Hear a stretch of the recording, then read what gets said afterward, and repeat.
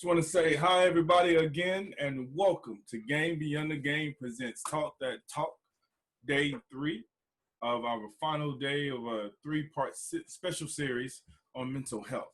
And I'm joined again today with the epic Erik Hipple and the incredible Erik Kramer as we continue to share our individual journey through mental health issues. Now, if you have missed the last two segments, don't forget to check it out on Game Beyond the Game Facebook page for the next few days. And after that, it will only be available on our Game Beyond the Game YouTube page.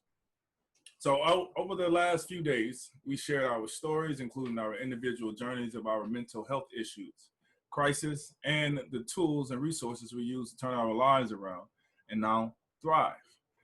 And man, having all three of us here today is very, very, very special. And I want to remind everyone that the point of us being here is to make listeners know that they are not alone.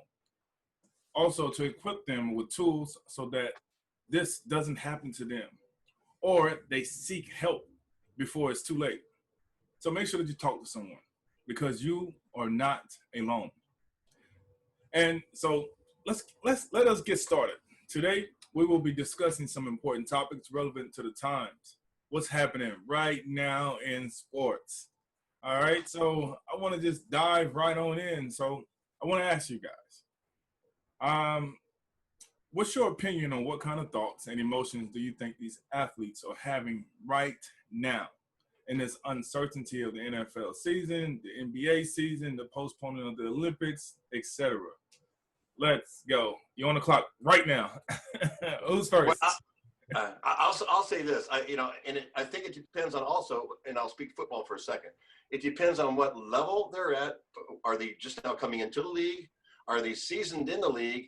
Do they feel confident in the position that they have with the team, or are they towards the edge of their career?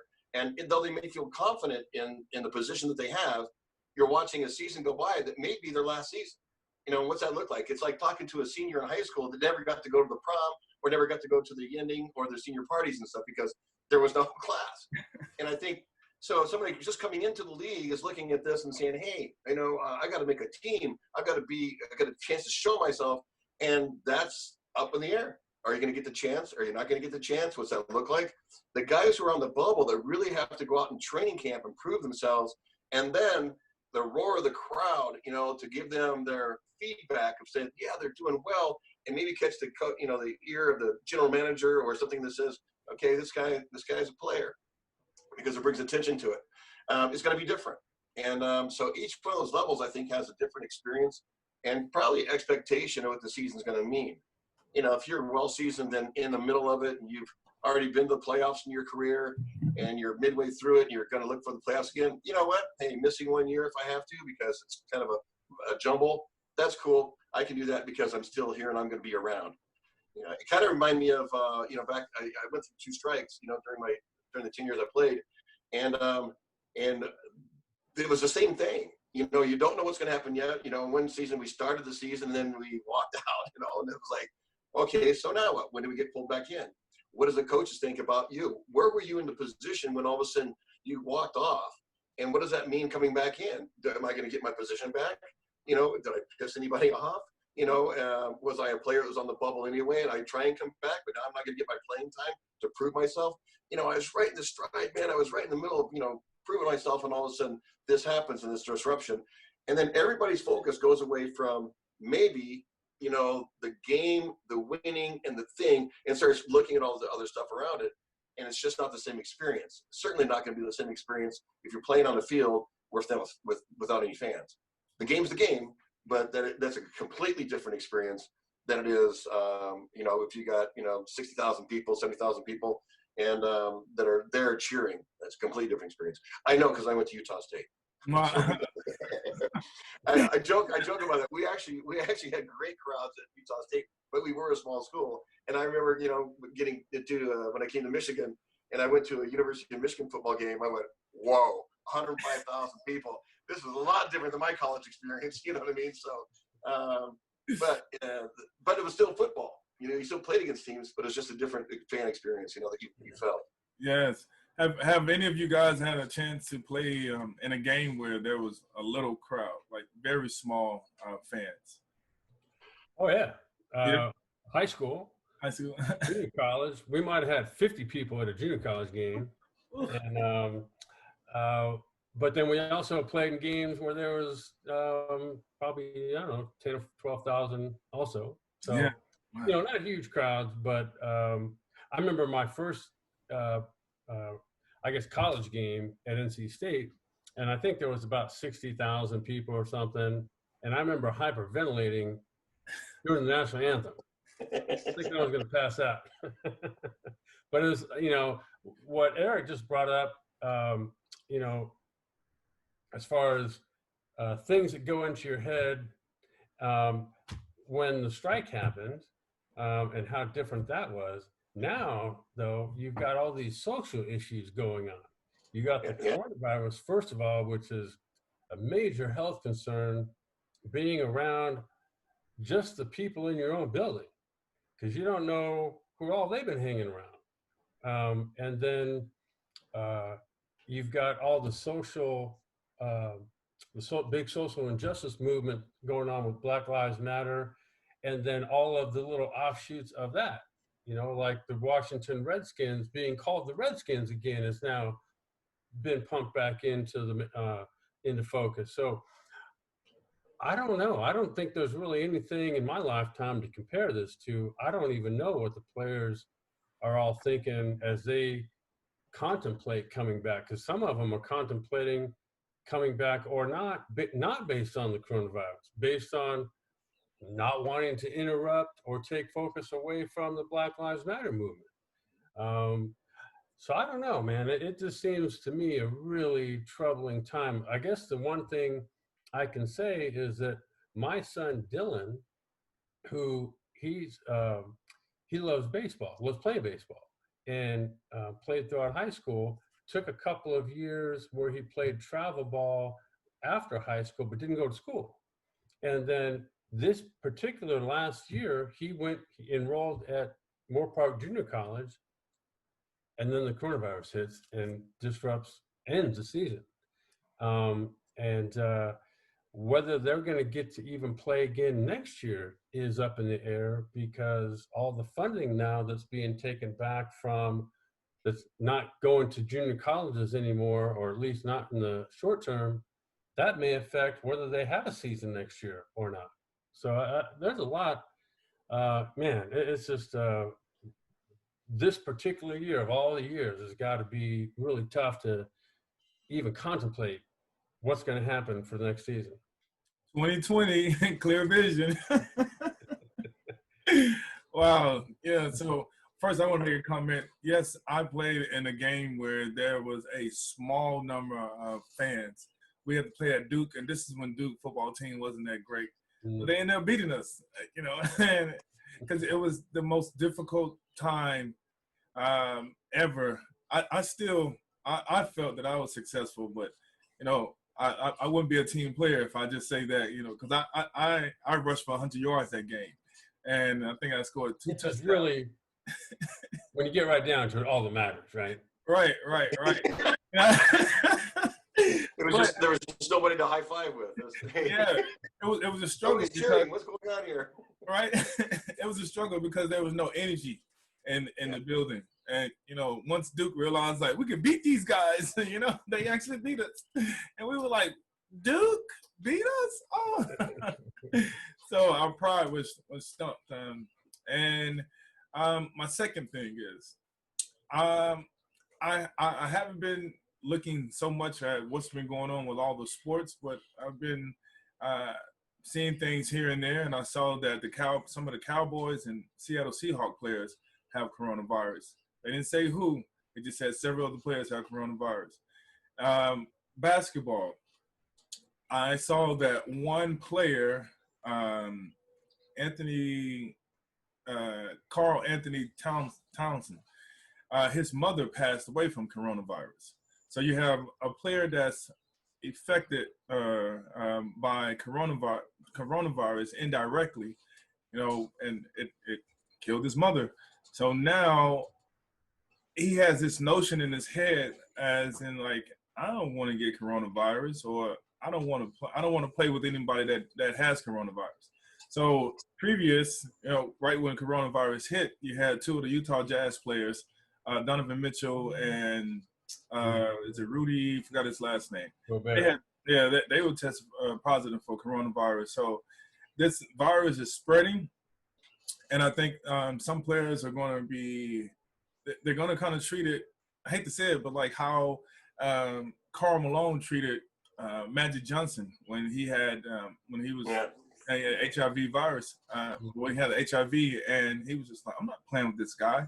So I can see some of the players saying that, and now that this injustice movement is going on with the Black Lives Matter, now you have some players stepping up and speaking, having a voice and saying what they do not want to do, or they want to strike some deals where they don't feel that they are just entertainment anymore, but they feel that they are a part of society, and they are, adding some type of value to society, to make everybody feel that they are equal.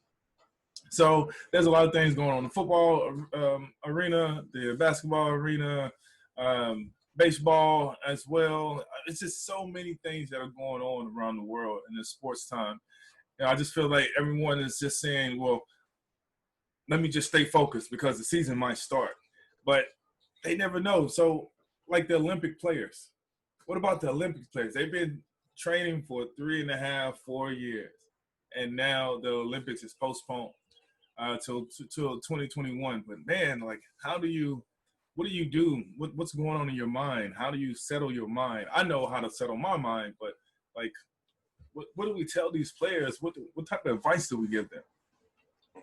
Well, weird, because as a player, all I ever remember focusing on was training in one form or another, physical training, mental training, and never had to worry about or concern myself with what was going on outside in real life. Real life things happen, but it did not affect my ever enter into, am I going to play because of that this year or not?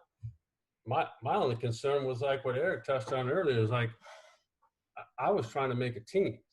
I don't care how long I was playing. Every year and every day of every year, I was trying to make a team.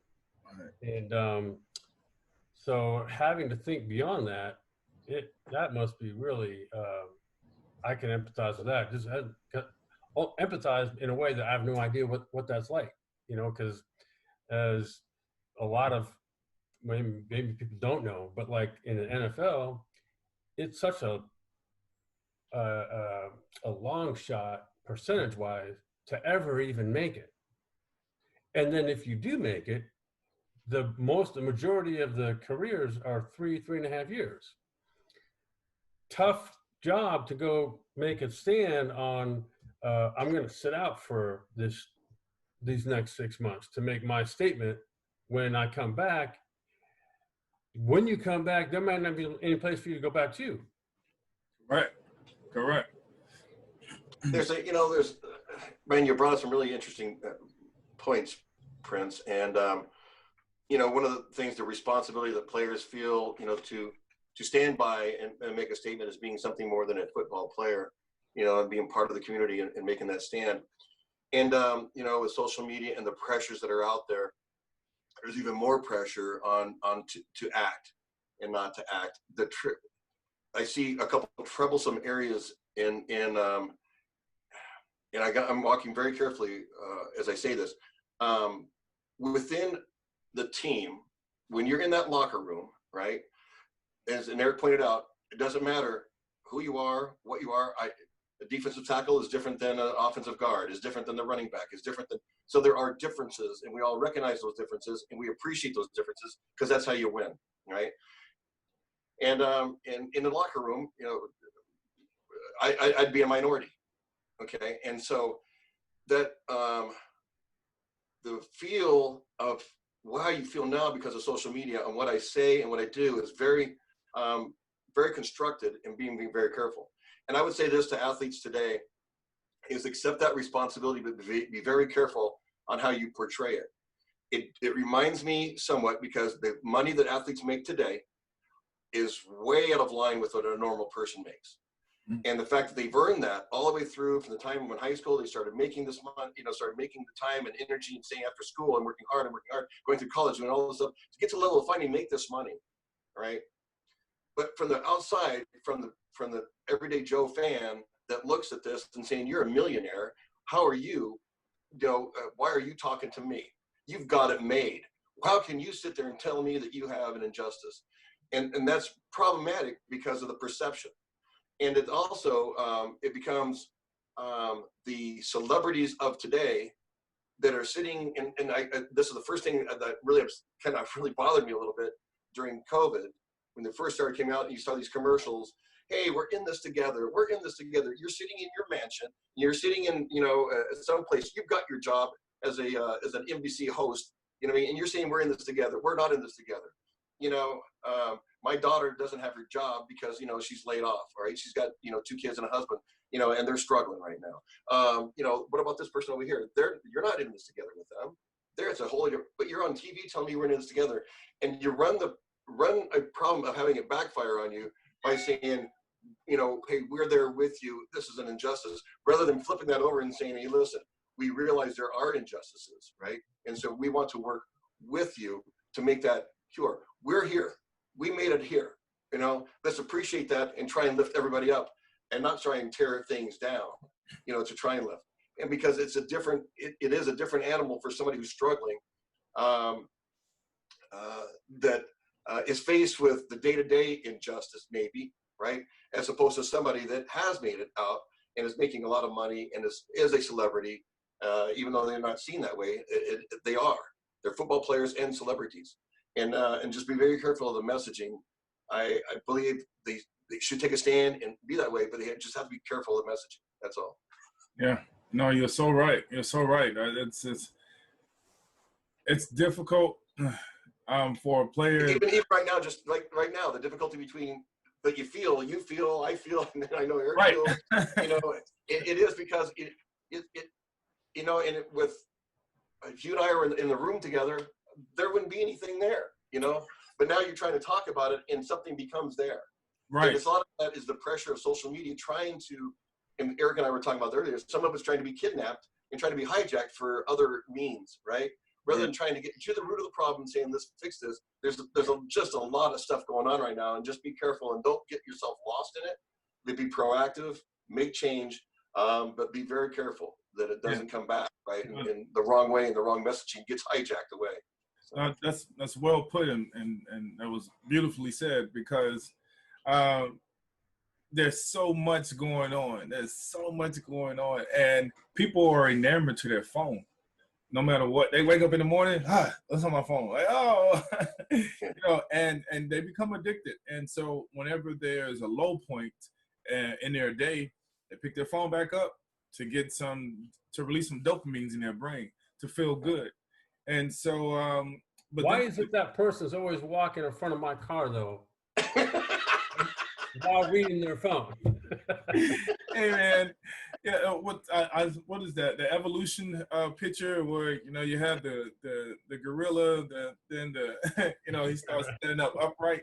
So now the present evolution is the man walking with his phone and he's looking down. So that's right. While the world's going on around him, that he's very focused on that screen. Right. Well, we're living in a virtual world right now. I mean, like it's a complete virtual world. We're in the new era.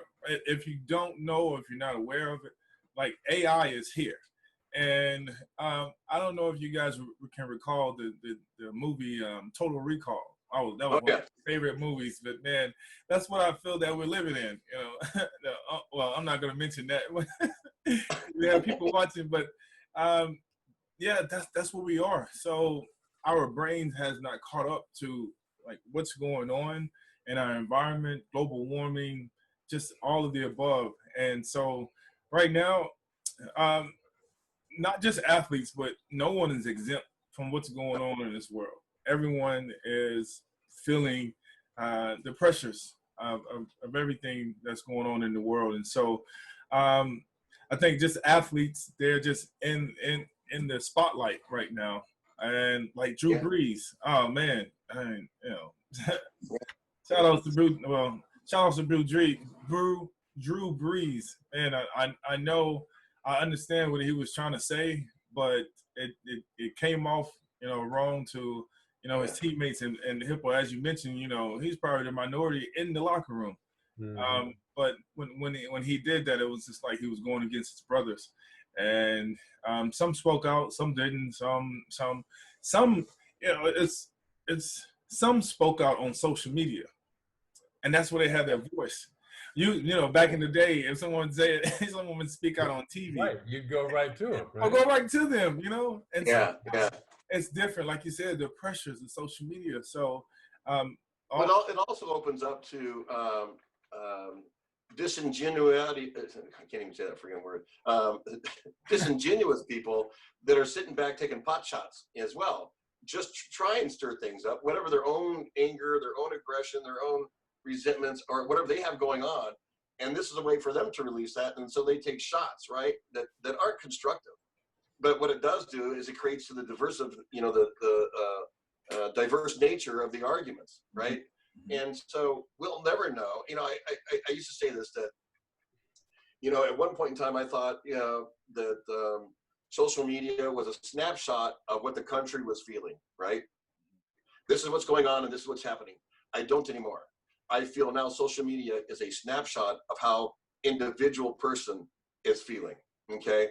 Because when somebody says something out there, it goes out, right? But it's coming from a place of that person's wound, of that person's, mentality, their thinking, and it's not the country. It's this person that's throwing it into the realm and trying to make change, which may be good, but it also means that a lot of the stuff's being thrown out there comes from a wounded and a hurt place, not so much from a constructive, avenue to make things really change and happen.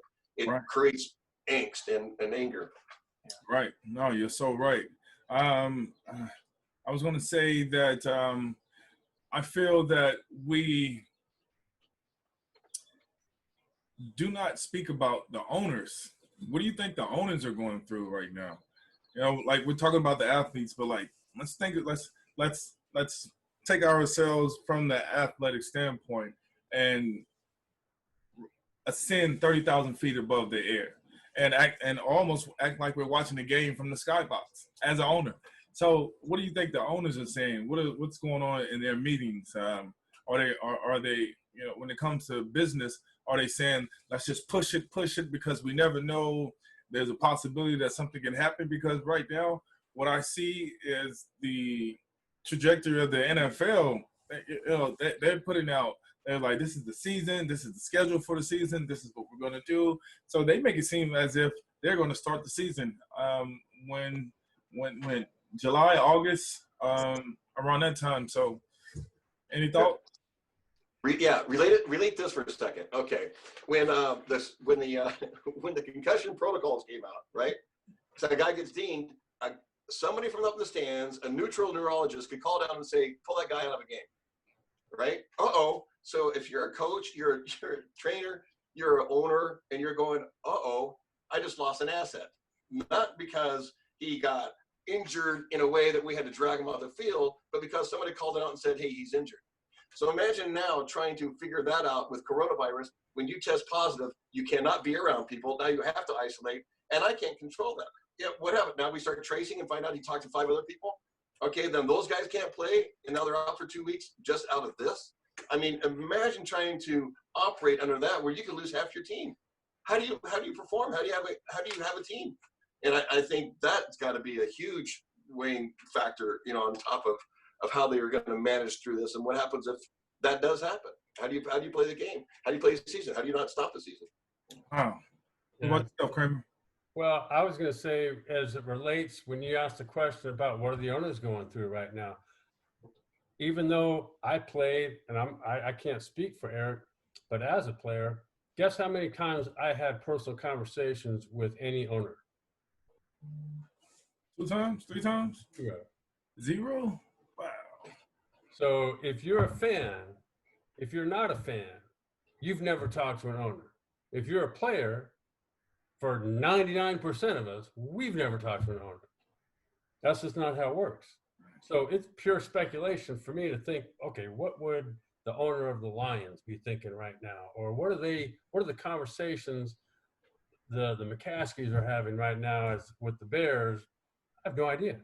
But I guarantee you, well, I should say this. I don't think it's going to be on the level of people that are encountering these issues on a daily basis, whether it be social injustice issues or whether it be the coronavirus or any number of things.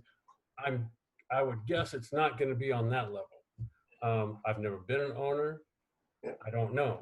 But I think one of the things that owners can do is, you see coaches now, head coaches of whether it's football teams or baseball or basketball, starting to get into the mix of these bigger issues along with their players, or at least on the side of what looks to be right and common sense, and be empathetic that way. I think owners could probably do much the same. And whether it's the way they speak out or things that they take on, there's a way to humanize yourself that I think not enough of them have done just yet, which would be a great now opportunity for them to take on. You're so correct, Kramer. That is so right. It's at the end of the day, we are all humans. A business does not operate unless humans are there to help it, operate. So, man, that is so right and on point. Man. Well, one other thing, Prince, just on top of that, which is, and Erik brought out a pretty good point. Well, we don't know what the owners think. They get behind and have their meetings and stuff and what they talk about. So anything that we think they're thinking is all done by projection of what, we're projecting on them what we think, right? What we would do or what we would think. We really don't have any idea. Right. But I do believe this, that their money is made off of TV. The gate, it adds to it, and then all that stuff adds to it, but their real money is made from TV and TV advertising. So they will do almost anything they can. This is a projection, but I'd be doing everything I can to make sure this thing gets on TV. I don't care about fans. I don't care about anything else. I want to honor the contract that I signed with TV. And so I would think you would be seeing everything around that, trying to make it happen. But man, what would that look like? I mean, because I do not feel that the players would play to their potential, their full potential, when there's no fans there, because they feed off the energy. Like that's what it's for. Games are for camaraderie and coming together and rooting for the home team or the winning team or the losing team, either or. But there's nowhere in those TV contracts that say you have to fill your stands. You're right. You're right. But all you got to do is put a game on, man. It doesn't even matter how the game is. It's like, okay, right. Just put the game on and so fulfill that contract. So we got our money. That's what I believe. I was reading up on something today where, like in the Korean baseball league, all right, there are some American players playing over there. And to what you just said a minute ago, Prince, how it's so quiet. Like baseball players say things like, now you can hear, like the pitcher can like talk into the players in the dugout or the coach in the dugout. And there's a conversation going back and forth that the guy in right field can hear. And they can hear the crack of the bat in the outfield, which they never could before. And I guess in football terms, you've always heard these comments, hey, we don't care who we play. We'll play them in a parking lot. Well, now you're going to get the opportunity, at least noise-wise, that's what the effective is going to turn out to be, at least to start. Yeah, I'm going to say this because you just hit on the spot that I hadn't thought about in a long time, but I'll reflect. We played Minnesota one year, and I think when they just moved to the new stadium, whatever. But the point being is they were doing great and we weren't doing great. And the story's in the season, so it's like nobody's gonna show up, right? Basically, it's gonna be a low volume game. And I was out of pregame, and I was warming up, right? And there's hardly anybody there, right? And in fact, to the point where I could hear somebody in the stands talking to the person next to them. And I could hear the conversation. As I'm warming up, I'm going, oh my gosh. And it was just such a weird feeling, right? And I went in the locker room and I was scared to come out and play the game. I felt so vulnerable, right? Because with a crowd, oh, nobody there, you don't hear anything.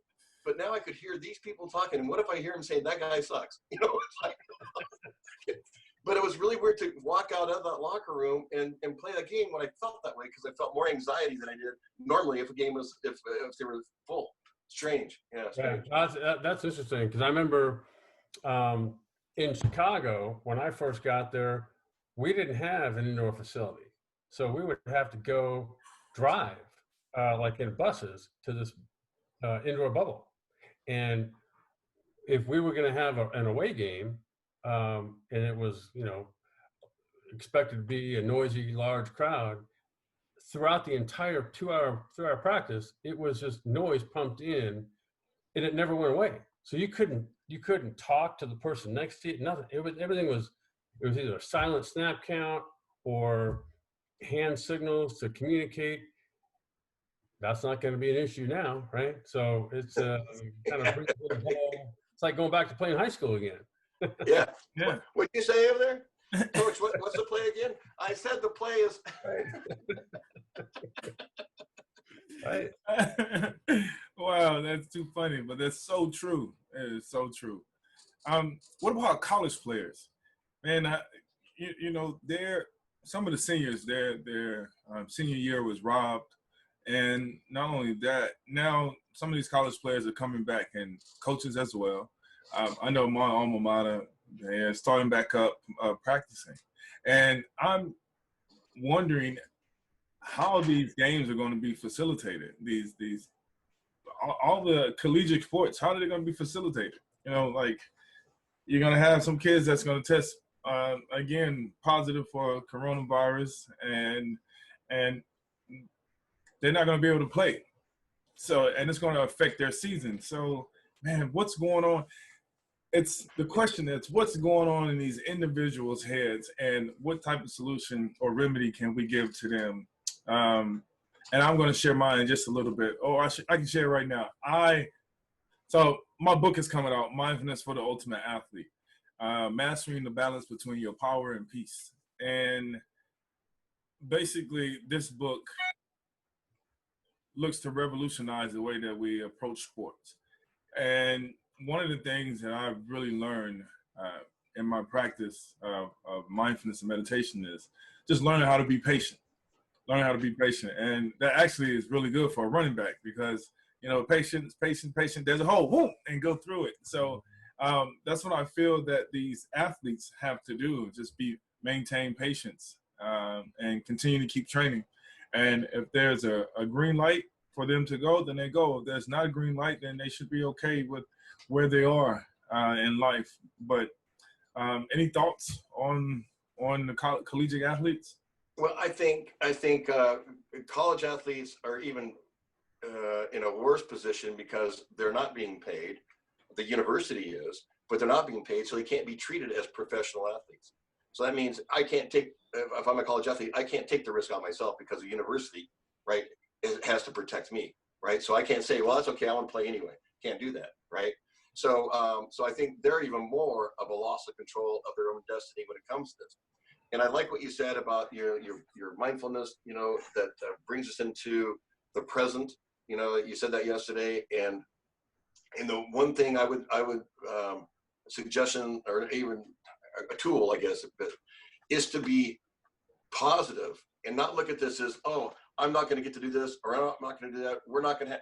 No. This is an opportunity, all right, like any other opportunity, for a new way of doing things. And I'll be as positive as I can in going through it, because you never know how it's going to shape out. It might turn out to be the best possible experience ever, because somebody might get a chance to see you doing something, right, that you wouldn't have before. Or you might have an opportunity to be something bigger and better than just a single track of an athlete, because other doors open up to you. And so be open and positive and move forward that way, and be mindful of each step along the way. And don't only control the thing that you can do, and that you can breathe, you can motivate, you can act on things, and you can choose.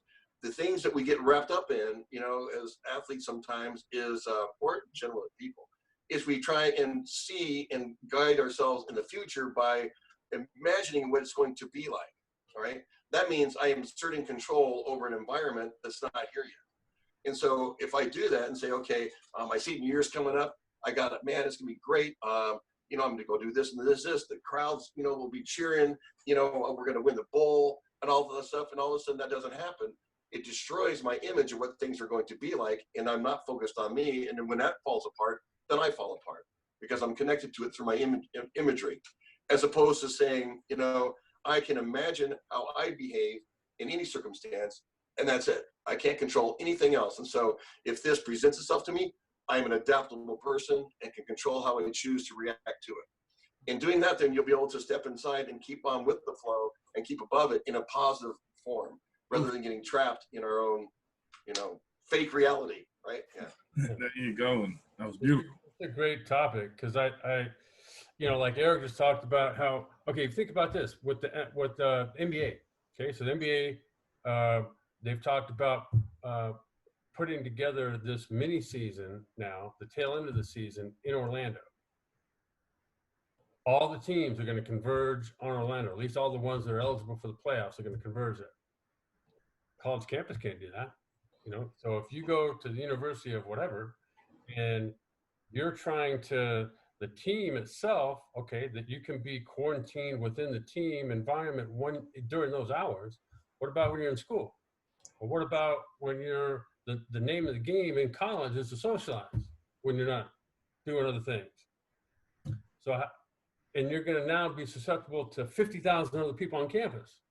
So I think that's going to be how that all plays out. I don't know, but I know one of the things I heard is years ago, I don't know if you maybe still can, but some of these health insurance companies, or Chubb was one of them, you could, as a player, as a professional player, you could take out an insurance policy so that if you had a career-ending injury, unforeseen, that you could buy this however large policy you wanted, pay the premium for it, of course.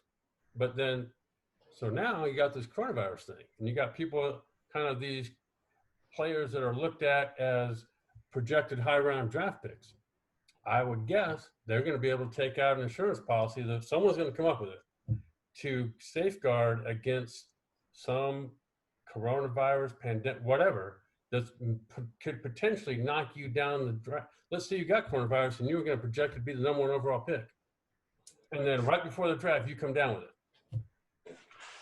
So, that there's going to be an insurance company that you could potentially buy an insurance policy from that would financially protect you, which is kind of weird. It is. Shoot, man, I had a point because you stumbled on when you were talking, and all right, keep on going. I'll come back. Are you saying insurance, coronavirus? Oh yeah, thanks. Yeah, so the point being, if you were, let's say you were in college, right? Okay, and you're in Tornado Alley. Okay, so the school is in Tornado Alley or a hurricane area, and it comes and wipes out everything. So it disrupts your division or disrupts your school, your pattern, what you're going to play, right? But the rest of the country doesn't. Then you would say, oh, why did this happen to me? Now everybody else gets a chance to see, everybody else gets a chance to be seen in their senior year. I don't. But that's not happening today. This is all over, right? So everybody's in the same position. And so that might be one thing to at least focus in on, saying, hey, listen, I can only control this. But everybody's in the same position. So everything will change to that, saying, hey, listen, we'll go back and look at your junior year films. We'll go back and look at this, or whatever it might be for somebody who's coming out. And so that might be at least one way of looking at it in a negative, positive way, saying, yes, it's negative, it happened to everybody, but it's positive the fact that I'm in the same boat as everybody else either. I'm not the one that's being segmented out. Yeah, but, players are constantly improving their game, so it'll be difficult to evaluate somebody for the things that they did in the past. So yeah, except for everybody's being evaluated, though. So that's a good thing.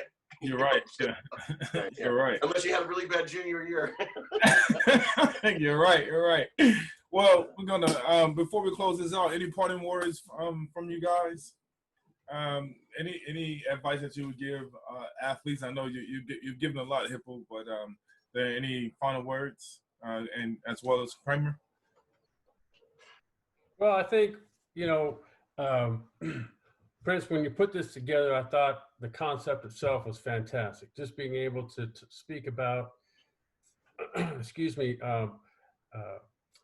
stressful times in life that have come on, or depression, maybe some of the circumstances that affected me at a time when I ended up I ended up trying to take my own life. Worst, I can't even call it a decision because I felt like wasn't even, now that I look back, I wasn't me. But I think the fact that you got this conversation going and we've taken it from that, you know, and there's been some serious moments in all of this, and there's been some lighthearted moments in all this, and today is more kind of the topics of today. I just think it's there's so much there, I think, for people to kind of relate to. You know, there's a lot there. One of the things I would say is that you know, you mentioned to begin this segment that, you know, no matter what you're going through, you're never alone. That's a hard thing to keep perspective on, given some of life's unforeseen circumstances. But I think that, you know, I remember you started out, I think, talking about, okay, what is mental health? What is mental illness? And, you know, anything that makes you feel so removed from what feels typically normal for you. I think once those things, if you have some circumstances that lead to that, I think it's clearly time to reach out amongst either somebody close in your life, a friend, family member, potentially a psychologist, somebody that is a good listener, an empathetic listener, and could potentially steer you into, you know, being able to ferret a lot of those things out. So, you know, it's kind of like the more you start, when something feels like just a really bad set of circumstances that you're involved in, as you talk it out, it doesn't seem as bad 5 minutes from now as it does right now. Right. No, you're so right. It's all right. We gotta let Kramer talk. I mean, Hipple talk, and then we'll let. Right. Yeah. Yeah, and I got. So I will say this, and I'll leave with this. You know, the old definition of mental health used to be, you know, based on diagnosis. You know, basically, you know, some sort of mental illness diagnosis that you would get. Okay, and they had symptoms attached to it, and that was what mental health was. Today, I believe that we should focus in on the other part of what mental health really is, and that's a state of well-being. It doesn't matter about diagnosis. You know, I've been diagnosed, you know, and I've done quite well now with, you know, the tools I have, and so I feel myself pretty mentally healthy. I know people have diagnoses and take care of themselves and are really mentally healthy. I also know people that that don't take care of themselves, and even though they don't have a diagnosis, aren't doing very well, and I don't call them mentally healthy. So let's forget about diagnosis and all that stuff, and let's call it a state of well-being on who you are, and reaching that state of well-being so you feel you can be productive, you can have relationships, you can be part of your community, and you have a good sense of self. And so don't ever give up on that. So if you don't feel that way, that you feel comfortable in a sense of well-being on who you are, don't give up. Keep asking questions. Be a truth seeker for yourself. You know, look for things that can give you that. Okay, and that doesn't come in a party drug. That doesn't come abusing somebody else. It comes by the tools like what Prince is talking about, which is some mindfulness, some meditation, some understanding, some goodwill, some heart, some love, and so that's my message. And, that's beautiful. That's beautiful. I know you have to run, so go ahead and you can part ways with us. And good luck on your talk today. Talk to you later, man. Thank you, Prince. Thank you. You're welcome. And we'll go ahead and close it out, Kramer. Man, that was really beautiful. I love what he said. I love what you said, that you are not alone in this. Oh, make sure you turn your camera out. He make sure he has pants on. Fortunately, his screen went black, so he just. Right? Let me remove him from the meeting. I'll stop his video. Oh man. Yeah, so one, you are not alone, and then two, like you said, a state of well-being. I think that's so amazing. And three, I would mention practicing mindfulness or finding practice in mindfulness and meditation. And the reason why I say that is just because you have to be able to look within and see who you are and what you're made of. You know, and what type of resilience you have and persistence you have, because that is what allowed you to get to where you are now and today in this present time. And so we have a difficult time spending time with ourselves, you know, because sometimes we feel I use this example. If you have somebody that you strongly dislike, you hate them, you don't want to be around them. And if you ask someone, would you spend 5-10 minutes in the room with them? You know, the first thing that'll come out of their mouth is hell no. You know, and when I look at myself, or when I teach people, you have to look at yourself as an individual. What you have to understand is sometimes a lot of people don't feel comfortable spending time with themselves. Because, you know, they hate some of the decisions that they made in life, some of the choices. As you were mentioning, you know, you was like, that's not me. That's not me. Like, why would I do something like that? You know, but now that you're like, I'm here and I'm me and I have a purpose, I have a vision for life, and I'm going to see that through. You know, my voice speaks volumes. My voice can make an impact on others, and my knowledge and my experience can make an impact on others, and that's what we're doing. And that's why I encourage people to start looking within themselves, because once you start realizing that you have a gift, I mean, and you become the present, in the present moment, you become that. It allows you to be yourself, which allows other people to be themselves. You know, because they wonder, like, how are you like this? You know, this happened to you, this tragedy happened in your life, and now you are happy, and now you are living life as if it's your last day. Like what's going on? Like, how did you do that, Kramer? And all you tell them is just like, get to know who you are. That's my advice for everyone. Get to know who you are. You are incredible. See the way that other people see you as an incredible human being. And once you do that, then you'll start realizing that the mental struggles and problems that you face are just that. You know, it's almost like a figment of our imagination. We create these things in our mind because we like Hipple was saying, we internalize things, and based upon our emotional state, now we send this back into the world. Like, this is how I feel, and I want you to empathize with me. And if you don't empathize with me, then guess what? I'm writing you off. You know, no more. And so that's also a state of mental illness.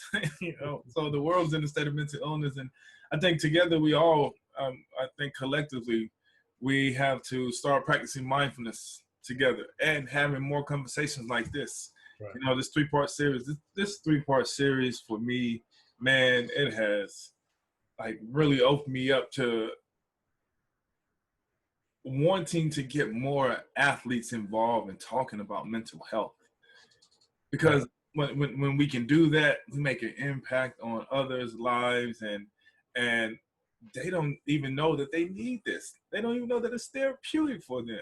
You know, so the minute that we become the catalyst for something like this, I think there's something that we need to continue. So I think at some point in time, we may have to do another series, man. You know. I was talking with Erik. We were talking about it earlier today. Yeah. We both think you're on something here. Oh, man. Yeah. This isn't out there. And the fact that you can get people together and start, you know, putting out ideas on the table. Yeah. And as the way you go about, you know, bringing up issues, talking about them, you know, you don't know who's going to be watching this. Right. Who might be, having start their own thing Correct. as a result of this, or join Right. this at some point. You're right. Uh, Yes, all right. It's great when something like what you created here takes on and becomes something, and then takes on a life of its own. Yeah. Oh, that's so beautiful, man. It's so beautiful. Kramer, we're pretty much running out of time, but man, I just want to tell you from the bottom of my heart, thank you so much, brother. Yeah. I love you, man. Like I love what you do. I love who you are, what you stand for, man. So, and Hipple as well, even though he's not here to hear this, but he'll be able to see this on video. Just keep being a beacon of light, inspiration, because when I had a chance to sit and talk with you, man, it changed my mood. It changed everything. It made me appreciate life so much more, and just remember that, man, we all need some type of support, some help, and we all need to be heard. We want to be heard, and and we also want to be loved. These are just natural human needs. So natural survival needs, actually, just to be able to cope in this world. So, man, this is an honor, and I would love to do this again, and get more players involved from different sports. So then that way we can have more of a universal approach to this, and this can reach millions all over the world, man. Because like I said, 46.6 million Americans suffer from mental illness. Think about the other billion people in the world. So it's you got a large bucket to draw from. Yeah, I know. You're right, brother. You're right. But yes, you are right. So I want to say thank you for joining us today. To our audience, thank you for joining us today on our final day of our 3-part series on mental health. I want to thank the incredible Erik Hipple and the amazing Erik Kramer. And those of you that are listening, don't forget to check us out on our YouTube page, Game Beyond the Game, Talk That Talk. Make sure that you subscribe. Also, stay tuned with us as we continue to have more conversations of Talk That Talk with professional athletes in the game of life every Tuesday on our Facebook page at Game Beyond the Game. Other than that, everyone, have an amazing day, a prosperous week, and also remember to tell yourself, I love you, and don't stop doing that. And remember, just like Erik Kramer said, you are not alone. All right, guys. So stay focused on your goals. Have a beautiful day and make an impact on this world with your spirit. All right. Have a good one, man. All right. You gave me something good to do today then. Nice, baby. Nice. All right. Take care, man.